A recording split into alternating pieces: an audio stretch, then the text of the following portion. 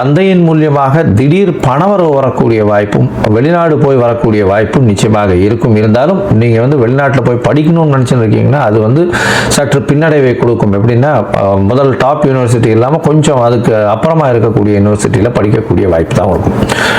சனி ராகு சேர்ந்து இருக்கிறது 9ஆம் இடத்துலன்றது வந்து தந்தைக்கு பின்னடைவை நிச்சயமாக கொடுக்கும். தந்தையின் மூலமாக எதிர்பார்த்து கொண்டிருக்கும் அவருடைய அதாவது சொத்துக்கள் வர்றதெல்லாம் சற்று பின்னடைவை ஏற்படுத்தக்கூடிய வாய்ப்புகள் இருக்கும்.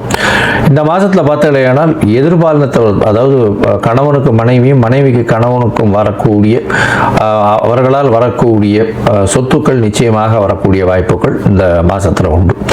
இந்த மாதத்தில் அதை தவிர புதிய வேலை கிடைக்கக்கூடிய பாக்கியம். ஏன்னா 6ஆம் இடத்துல வந்து புதன் இருக்கிறதும் 6ஆம் இடத்துலேருந்து 7ஆம் இடம் போகிறார், 7ஆம் இடத்துலேருந்து 8ஆம் இடம் போகிறார். இந்த மாதத்தில் பார்த்தீங்கன்னா புதன் 6ஆம் இடத்துல இருக்கும்போது சுக்கிரனோட வேறு சேர்ந்திருக்கார். இந்த காலகட்டத்தில் கண்டிப்பாக புதிய வேலையில் ஏற்றம் மாற்றம் இதெல்லாம் கிடைக்கக்கூடிய வாய்ப்புகள் உண்டு.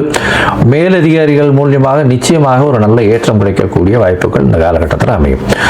உங்களுக்கு வந்து சில நாட்கள் நீங்கள் வந்து அதாவது நீங்கள் முயற்சிகளை தள்ளி வைப்பது நல்லது அப்படின்னு சொல்கிறோம். அந்த சில நாட்கள் அப்படின்னு சொல்லக்கூடிய சந்திராஷ்டம நாட்கள்.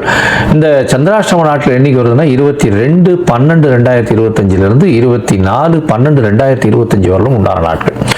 இந்த நாட்களில் புது முயற்சி வேண்டாம், வெளியூர் வெளிமாநில பிரயாணம் வேண்டாம்னு சொல்கிறோம். ஒருவேளை பண்ண வேண்டிய கட்டாயம் இருந்ததே ஆனால் சந்திர பகவானுக்கு எளிய பரிகாரம் அப்படின்னு சொல்லக்கூடிய அருகில் இருக்கக்கூடிய